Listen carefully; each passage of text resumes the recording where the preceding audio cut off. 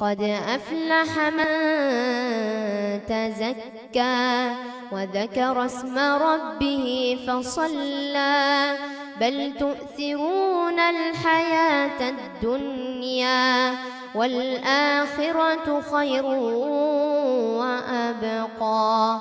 إن هذا لفي الصحف الأولى صحف إبراهيم وموسى بسم الله الرحمن الرحيم فذكر إنما أنت مذكر لست عليهم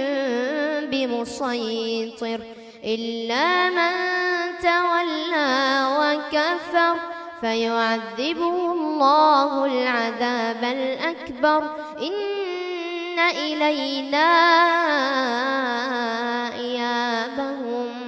ثم إن علينا حسابهم.